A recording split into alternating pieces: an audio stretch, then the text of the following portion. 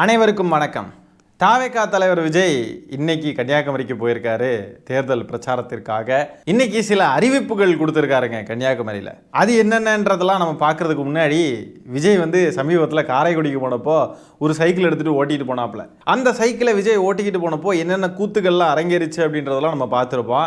ஒருத்தர் என்னன்னா மாலையை தூக்கி விஜய் கழுத்திலே போட்டு அந்த மாலையாலேயே விஜய் இழுத்து விட பார்த்தான். அதுக்கப்புறம் விஜய் சைக்கிளை விட்டு இறங்கின உடனே பவுன்சர்ஸ்லாம் தாங்கி பிடிக்கிறாங்க. தாங்கி மட்டும் பிடிக்கலன்னா கீழே விழுந்துருப்பாப்புல. அந்த அளவுக்கு நெருக்கடிகள் கொடுத்தானுங்க இந்த ரசிக குஞ்சுகள். அது மட்டும் இல்லாமல் விஜய் அவர்களும் தள்ளாட்டம் ஒரே தள்ளாட்டமாக இருந்துச்சு, நம்ம பார்த்துருப்போம்.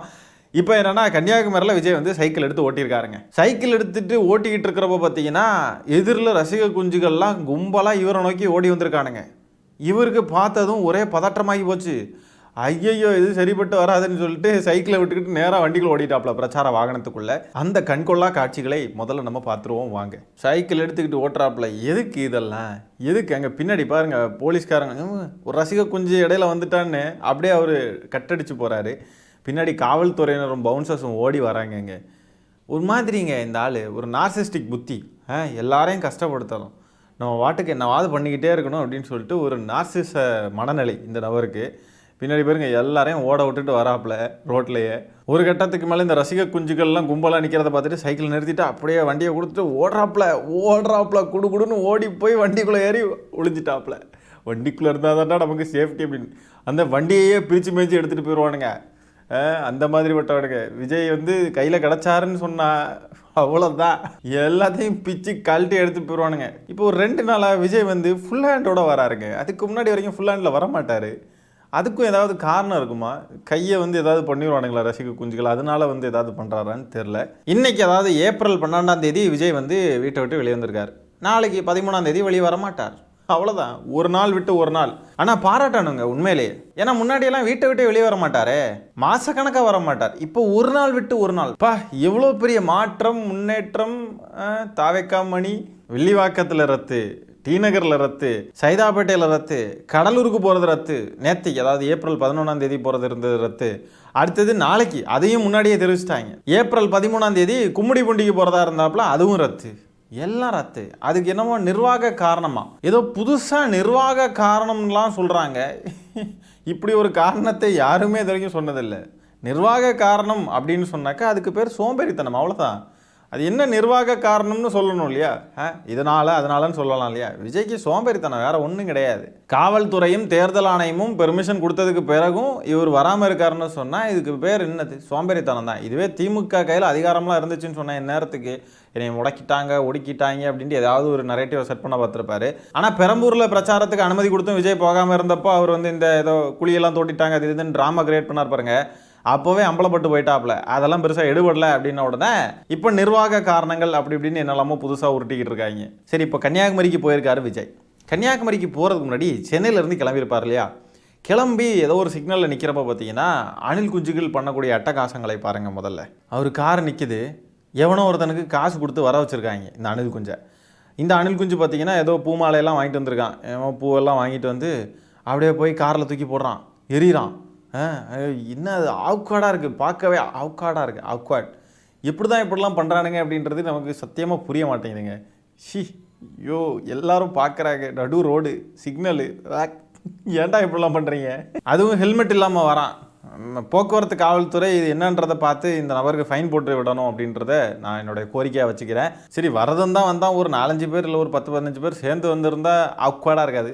தனியாக ஒரு ஸ்கூட்டியில் பூவெல்லாம் தூக்கி போட்டு நினச்சாவே ஒரு மாதிரி இருக்குங்க. வழக்கம் போல் கன்னியாகுமரிலையும் ஒரு 2 பேர் மயங்கி விழுந்துட்டாங்க. ஜாலியாக இருக்குது. எண்ணிக்கை ரொம்ப குறைவாக இருக்குங்க. ஒரு 10-15 பேர் மயக்கம் போட்டிருக்கணும், டெத் நியூஸ் ஏதாவது வந்திருக்கணும், அதுதாங்க நார்மலாக இருக்கும். இது என்னங்க ஒன்றுமே வரல. இப்படியெல்லாம் நம்ம பேச தான் சூடு சோறுனை ஐயோ நம்ம இவங்களுக்கெல்லாம் தீனியாக போயிடுவோம் போல இருக்கே, நம்ம இவங்களுக்கு தீனியாக போகக்கூடாது அப்படின்னு சொல்லிட்டு வேணும்னே இந்த கூட்டங்களுக்கு போகாமல் தவிர்க்கிறானுங்களா இல்லைனா திருந்துறானுங்களா என்னன்னு புரியலையே.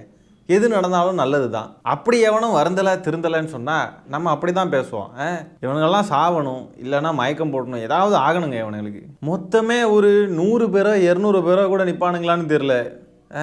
விஜய் இதுக்கு தான் நல்ல ஒரு முட்டு சந்தா போய் கேட்குறது எப்போ பார்த்தாலும் பெர்மிஷன். ஏதோ ஒரு தெருவெல்லாம் கேட்டு வச்சுருந்தாருங்க இந்த பெரம்பூரில். ஏன்னா இது ரொம்ப பெரிய ஏரியா. கன்னியாகுமரி பீச்சுக்கு போகிற வழியில் இருக்கக்கூடிய ஒரு ரவுண்டானா அதில் கூட்டத்தை கூட்டினா ஒரு குறிப்பிட்ட ரேஞ்சுக்கு மேலே கூட்டமே இருக்காது. புரியுதுங்களா? வெளியே இருந்து வந்திருக்கக்கூடிய அணில் குஞ்சுகள் தான் எல்லாமே. கன்னியாகுமரியில் இருக்கக்கூடிய மக்கள் கிடையாது. அங்கே வந்திருக்கவங்க நிறைய பேர் நாகர்கோயிலில் இருந்து வந்திருக்காங்க. கன்னியாகுமரியுடைய பார்டர் அங்கே களியாக்காவலை மார்த்தாண்டா அங்கேருந்தெல்லாம் வந்திருக்காங்க. ஸோ அப்படி கூடக்கூடிய கூட்டமே மொத்தமே 200 பேர்கிட்ட தான் இருக்காங்க. அப்போ நான் யோசிச்சு பார்த்துக்கோங்க, இப்போ கன்னியாகுமரிக்குள்ளேயே இருந்து மக்கள்லாம் வந்திருக்காங்க, நிறைய பேர் வந்திருக்காங்க அப்படின்னு சொன்னால் ஓகே, பார்க்கலாம், யோசிக்கலாம். ஆனால் அங்கே வந்திருக்கிற எல்லாமே வேறு வேறு இடங்களில் வேறு வேறு தொகுதிகளில் இருந்து வந்திருக்கிறவங்க தான். வேறு மாவட்டங்கள்ல இருந்து கூட வந்திருக்கானுங்க. திருநெல்வேலியிலேருந்து வந்திருக்கானுங்க, தூத்துக்குடியிலேருந்து வந்திருக்கானுங்க. இப்படியெல்லாம் இருக்கிறப்போ அந்த கூட்டமே ஒன்றும் அவ்வளோ பெருசாக இல்லைன்றப்போ டெபாசிட் கூட தேராது. அடுத்தது விஜய் வந்து அந்த எம வாகனத்துக்கு மேலே ஏறி நின்று பேசுவார் இல்லையா? அப்படி பேசுகிறப்ப பார்த்தீங்கன்னா, என் நெஞ்சில் குடியிருக்கும் கன்னியாகுமரி மக்களே அப்படின்னு சொல்லிட்டு அடுத்தது என் நெஞ்சில் குடியிருக்கும் காரைக்குடி மக்களேன்னு சொல்கிறார். எதுக்காக அப்படின்னா, அவரால் காரைக்குடியில் பேச முடியாமல் ஆயிடுச்சான். அதனால் என் நெஞ்சில் குடியிருக்கும்ன்றதை சொல்ல மறந்துட்டேன் ஃப்ரான்ஸ் அப்படின்றப்பல. காரைக்குடிக்கு போய் என்னால் அரசியல் பேச முடியலையே, காரைக்குடியில் என்னால் வந்து மக்களுக்கு தேவையான விஷயங்களை என்னால் எடுத்து உரைக்க முடியலையே அப்படின்னு ஃபீல் பண்ணுறாரு அப்படின்னா ஓகே. நெஞ்சில் குடியிருக்கும் அணில் குஞ்சுகளேன்னு சொல்ல முடியாமல் போயிருச்சே அப்படின்ட்டு வருத்தப்படுறாருன்னா என்ன இது? இதே மாதிரி தான் தஞ்சாவூருக்கு போய் நின்றுக்கிட்டு நெஞ்சில் குடியிருக்கும் வேலூர் மக்களே அப்படின்ட்டாப்ல. ரொம்ப முக்கியம் தமிழ்நாட்டு மக்களுக்கு நெஞ்சில் குடியிருக்கும் சொல்கிறது தான் ரொம்ப முக்கியம். இப்போ இவருடைய மனநிலையும் அணில் குஞ்சுகளை எப்படியாவது இருக்கணும், அணில் குஞ்சுகளுக்காக நம்ம ஏதாவது செய்யணும், அணில் குஞ்சுகளை சுற்றி தான் மொத்த இதுவுமே இருக்குது. அவர் செய்யக்கூடியது சொல்லக்கூடியது எல்லாம் அணில் குஞ்சுகள் ரிலேட்டடாக தான். அதே மாதிரி அந்த அணில் குஞ்சுகளும் பார்த்தீங்கன்னா விஜய் விஜய் விஜய் விஜய்ன்னு தான் இருக்கானுங்க. ஆக மொத்தம் இவங்களுக்கும் அரசியலுக்கும் எந்த சம்மந்தமும் கிடையாது. அரசியல் கட்சின்னு சொல்கிறதே ஒரு கேவலம் தான். ஆக்சுவல் அரசியல் கட்சிகள் எல்லாம் அப்போ என்னத்த சொல்கிறது? அப்போ இவங்க அரசியல் கட்சினா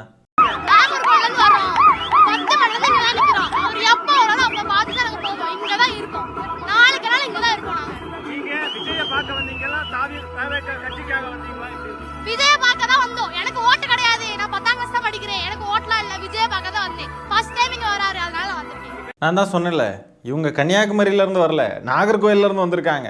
நம்ம எப்போவுமே சொல்கிறது தான், விஜய் போகக்கூடிய இடத்துல இருந்துலாம் மக்கள் கூடுறது கிடையாது. எல்லாம் வெளியே இருந்து வராங்க, எல்லாம் காசு கொடுத்து வர்றது, இல்லைனா ரசிக மோகத்தில் வர்றது, அப்படிப்பட்ட கூட்டம் தான் அது.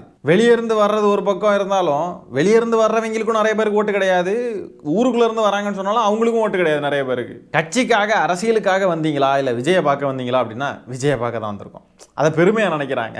ஆக்சுவலாக கட்சிக்காக வந்தேன், அரசியலுக்காக வந்தேன்னு சொல்கிறது தான் பெருமை. அதுவும் 10ஆம் கிளாஸ் படிக்கக்கூடிய ஒரு பொண்ணு இதெல்லாம் பற்றி பேசுகிறதே வந்து தவறு. பேசவே கூடாது. படிப்புன்னு தான் இருக்கணும். இந்த தங்கை வந்து பள்ளிக்கூடம் படிக்கிறாங்க, அதனால இவங்களுக்கு வந்து அந்த மெச்சூரிட்டி இருக்காது, அதனால அப்படி பேசுகிறாங்க அப்படின்ட்டுலாம் எடுத்துக்க முடியாது. இந்த தங்கை பேசியிருக்கக்கூடியதை வந்து மற்ற அணில் குஞ்சுகள் பார்க்குறாங்க அப்படின்னு சொன்னாலும் அதை வந்து என்கரேஜ் தான் பண்ணுவாங்க. வாவ் சூப்பர், கட்சிக்காக வரல அண்ணனுக்காக வந்திருக்காங்க, அதுதான் மாஸ், அதுதான் தளபதிக்கு இருக்கக்கூடிய அன்பு அப்படின்னு சொல்லி அதை தான் போற்றி புகழ்வானுங்க இந்த தற்குறிகள்.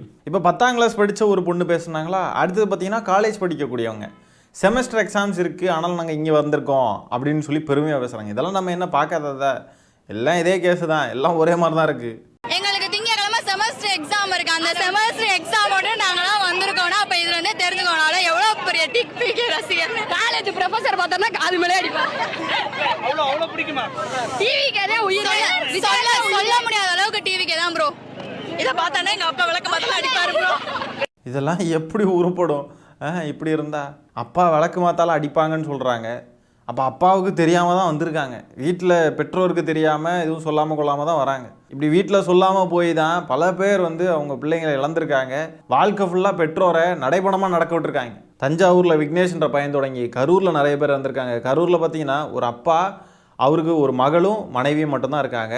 மகளும் மனைவியும் வேற எங்கேயோ போகிறேன் அப்படின்னு சொல்லிட்டு விஜயை பார்க்க போய் அங்கே இறந்து இப்போ அவர் தன்னந்தனியாக தவிச்சிக்கிட்டு இருக்காரு இந்த உலகத்தில். அதுமாதிரி ஒரு பையன் இன்டர்வியூக்கு போகிறேன் அப்படின்னு சொல்லி விஜயை பார்க்குறதுக்கு மாநாட்டுக்கு போய் அங்கே பவுன்சர்ஸ்லாம் தூக்கி எரிஞ்சு அந்த பையனை அது பெரிய பிரச்சனையாகி இப்படி வீட்டில் வந்து சொல்லாமல் வீட்டில் போய் சொல்லி மறைச்சிக்கிட்டு போய் எத்தனை பேர் உயிரை விட்டுருக்காங்க, எவ்வளோ அசம்பாவிதங்கள் நடந்திருக்கு. ஒன்றும் சொல்கிறதுக்கு இல்லைங்க. நம்ம பார்த்து வேதனைப்பட முடியும், நீங்கள்லாம் எதாவது பண்ணாதீங்கன்னு சொல்ல முடியும், அவ்வளோதான். இந்த காணொலி பார்க்கக்கூடிய உங்களை இந்த மாதிரிப்பட்ட ஆட்களை நம்ம திருத்தவே முடியாது. இழப்புன்னு ஒன்று ஆகுது, இல்லைனா பாதிக்கப்படுறோம் அப்படின்றப்போ மட்டும்தான் இவங்களுக்கெல்லாம் நம்ம என்ன சொல்லிக்கிட்டு இருக்கோம், எதுக்கு இருந்து பேசிக்கிட்டு இருக்கோன்றது புரிய வரும். அது வரைக்கும் புரியாது யாருக்குமே. அடுத்ததாக கன்னியாகுமரியில் விஜய் வந்து சில அறிவிப்புகளை வந்து கொடுத்திருக்கிறார். அதில் முக்கியமான சிலவற்றை பார்ப்போம். இவர் ஆட்சிக்கு வந்தார்னா மக்கள்கிட்ட இருந்து ₹1 கூட வரி பைசா கூடுதலாக இவர் வசூலிக்க மாட்டாராம். இதை யார் சொல்கிறதுனா, ஒழுங்காக வரி கட்டாமல் வரி ஏய்ப்பு பண்ணக்கூடியவர் சொல்லிக்கிட்டு இருக்காப்புல. காருக்கு வரி கட்ட மாட்டார், புலி படத்துடைய வருமானத்தை மறைப்பார், அதுக்கு ஃபைன் கட்ட சொன்னால் அதை கட்ட மாட்டார். விஜய்க்கு வருமான வரி நிலுவை இன்னும் எவ்வளோ இருக்குன்னு கேட்டிங்கன்னா 3.4 கோடி ரூபா. முதல்ல நீங்கள் வரியை ஒழுங்காக கெட்டுங்க ப்ரோ, அப்புறம் இதெல்லாம் பேசிக்கலாம். இப்போ இவர் பேசக்கூடியதை நம்புகிறவங்க எவ்வளோ பெரிய முட்டாள்களாக இருப்பாங்கன்றதை யோசிச்சு பார்த்துக்கோங்க. வரியை நான் 1 ரூபா கூட ஏற்ற மாட்டேன் அப்படின்னு சொல்கிறது எவ்வளோ பெரிய முட்டாள்தான். சிச்சுவேஷன்ஸுக்கு ஏற்ற மாதிரி கவர்மெண்ட்டை ரன் பண்ணணுன்னா இந்த வரியை ஏற்றலாமா இறக்கலாமா, இது மக்களுக்கு எப்படி இருக்கும், இது ஓகேவா இருக்குமா, அப்படி இப்படின்னு பல டிஸ்கஷன்ஸ் இருக்கும். ஏற்றணுன்னா ஏற்றுவாங்க, இறக்கணுன்னா இறக்குவாங்க. இப்போ கூட ஜிஎஸ்டி வரியை வந்து கம்மி பண்ணியிருக்கு சென்ட்ரல் கவர்மெண்ட்டு. அது சென்ட்ரல் கவர்மெண்ட் ரிலேட்டடான விஷயம். ஆனால் இப்படிலாம் பல விஷயங்கள் இருக்குது கவர்மெண்ட்டில். நிர்வாகம்ன்றது கம்ப்ளீட்லி வேறு. அதில் ஏற்ற வேண்டிய சூழல் இருக்குன்னா ஏற்றுவாங்க, இறக்க வேண்டிய சூழல் இருக்குன்னா இறக்குவாங்க. அதில் விமர்சனங்கள் இருக்கிறதுன்றது கம்ப்ளீட்லி வேறு. இப்போ வரியை ஏற்றுறாங்க அப்படின்றப்போ கவர்மெண்ட்டை நோக்கி கேள்வி கேட்குறது, எதுக்கு ஏற்றுறாங்கன்ற காரணங்களை தெரிஞ்சுக்கிறது, அந்த காரணங்கள் தவறாக இருக்குது அப்படின்னு சொன்னாக்கா அதை விமர்சனம் பண்ணுறது, இப்படின்ட்டுலாம் இருக்கிற காரணங்கள் வேறு. ஆனால் வரியை ஏற்றவே மாட்டேன்னு ஒருத்தன் சொல்கிறான்னா அவன் சொல்கிறத நம்புறதுக்கு ஒரு அணில் குஞ்சு கூட்டம் இருக்குன்னு சொன்னால் அது எவ்வளோ பெரிய தற்குறி கூட்டமாக இருக்குன்றதை யோசிச்சு பார்த்துக்கோங்க. சூழலுக்கு ஏற்ற மாதிரி ஏற்ற வேண்டியது இருந்துச்சுன்னா ஏற்றுவாங்க, இறக்க வேண்டியது இருந்துன்னா இறக்குவாங்க. இப்படி எதுவுமே செய்ய மாட்டேன் அப்படியே ஸ்டேபிளாக இருக்கும் எல்லாமே அப்படின்னு சொன்னால் அப்படி ஒரு கவர்மெண்ட்டை நடத்த முடியுமா? இப்போ ஒரு சிலிண்டர் தட்டுப்பாடு வந்துச்சு. சிலிண்டர் தட்டுப்பாடு வந்த உடனே நிறைய ஹோட்டல்களில் சாப்பாட்டுடைய விலையை ஏற்றிட்டாங்க. 10 ரூபா 20 ரூபான்னு ஏற்றிட்டாங்க. ஏன் ஏற்றுறாங்க?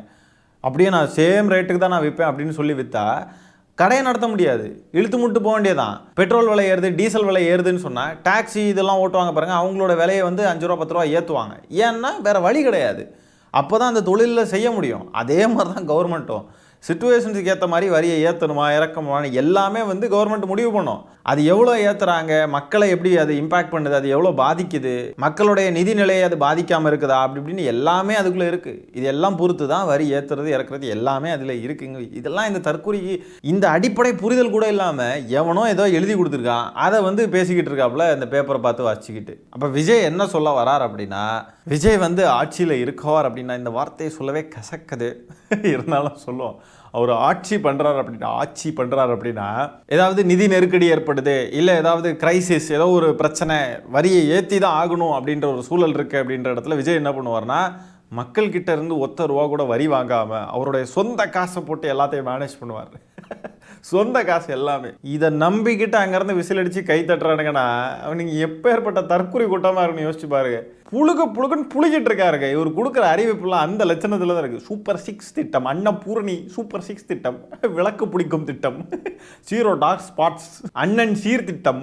என்னடா இது, எவன்டா இந்த மாதிரிலாம் யோசிச்சு எழுதி கொடுக்குறது? விஜயை யோசிச்சாரா, இல்லைன்னா இதுக்கு ஏதாவது குழு இருக்கா? வரியை ஏற்ற மாட்டாருன்னா எந்த வரின்னு சொல்லணும். இது இன்கம் டேக்ஸை சொல்கிறாரா? இன்கம் டேக்ஸ் எல்லாம் எப்படிங்க ஸ்டேட் கவர்மெண்ட் டிசைட் பண்ண முடியும்? எந்த வரியை சொல்கிறாரு இவர்? எப்படி இதெல்லாம் வந்து இன்னும் இது ஏதாவது வெளிப்படையாக ஓப்பனாக சொல்லணும்ல. என்ன தான் செய்ய போகிறோம், என்ன ஏதுன்னு தெளிவாக சொல்லணும். சும்மா வரியை ஏற்ற மாட்டோம், 1 ரூபா கூட ஏற்ற மாட்டோம், அங்கே சாட் ஜிபிடி கிட்ட கேட்டு தான் ஏதோ சொல்கிறாரு போல. இதெல்லாம் அடுத்தது ஏதோ ஆப் ரிலீஸ் பண்ண போகிறாராம் விஜய். அது என்னன்னு பார்ப்போம். வெற்றி தமிழ்நாடு சூப்பர் ஆப் அப்படின்னு ஒன்று உருவாக்கப்படும். அதில் driving licence, ration card, birth certificate, scheme tracking, complaint filing வரை அனைத்தும் உங்கள் உள்ளங்கையிலேயே உங்கள் மொபைலிலேயே இருக்கும். இதில் எந்த சேவை தாமதமானாலும் அந்த அதிகாரி மீது நடவடிக்கை. அப்படியே திமுகவுடைய தேர்தல் அறிக்கையை காப்பி அடிச்சு வச்சிருக்காப்லங்க.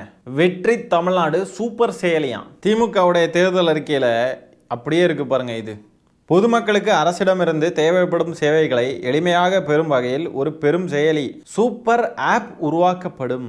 கேட்டுச்சுதுங்களா? அப்படியே காப்பி. அனைத்து சேவைகளும் உங்கள் விரல் நுனியில் என்ற கனவு இதன் மூலம் மெய்ப்படும் அப்படின்னு சொல்லி தேர்தல் அறிக்கையே இருக்குது திமுக. அப்படியே காப்பி அடிச்சு வச்சிருக்காரு. சூப்பர் ஆப்பு. அது வந்து வெற்றி தமிழ்நாடு சூப்பர் செயலி அப்படின்னு சொல்லிட்டாப்ல. வெக்கமா இல்லையா? அடுத்தது பாருங்க, லஞ்சம் இல்லாமல் ஒவ்வொருவருக்கும் அரசின் நலத்திட்டங்கள் போய் சேரும் அப்படின்னு சொல்லியிருக்காரு. தன்னுடைய சொந்த கட்சியில் பதவி வேணும்னாலே பணம் வாங்கிட்டு தான் பதவி கொடுக்குறாப்புல. பணம் வாங்கிட்டு தான் வேட்பாளர்கள் நிறுத்தியிருக்காரு. பணம் எவெல்லாம் அதிகமாக கொடுக்குறானோ அவனுக்கு தான் எல்லாத்தையும் ப்ரிஃபர் பண்ணி முன்னுரிமை வழங்கியிருக்காரு விஜய். இந்த லட்சணத்தில் லஞ்சம் வாங்காமல் அரசின் நலத்திட்டங்கள் எல்லா மக்களுக்கு போய் சேரும். ஊழல் லஞ்சம் எல்லாத்துக்கும் பேர் போனவனுங்களே தாவேக்காரனுங்க தான். பிளாக் டிக்கெட் விற்கிறது, விலையை ஏற்றி விற்கிறது, திருட்டுத்தனமாக விற்கிறது, எப்படி தான் வாய் கூசாமல் இப்படியெல்லாம் அறிக்கை விடுறாங்களோ, எப்படி தான் வாக்கு கேட்குறாங்களோ ஒன்றும் புரிய மாட்டேங்குது. ஆகவே கன்னியாகுமரிக்கு தாவேக்கா தலைவர் விஜய் சென்றிருந்த போது இந்த சம்பவங்கள்லாம் தான் நடந்திருக்கு. இந்த காணொலியில் நம்ம பேசியிருக்கிற விஷயங்களை பற்றி என்ன நினைக்கிறீங்கன்றதை கமெண்ட்ஸில் பதிவு பண்ணுங்கள். இந்த காணொலியை நான் இத்துடன் நிறைவு செய்து கொள்கிறேன். நன்றி, வணக்கம்.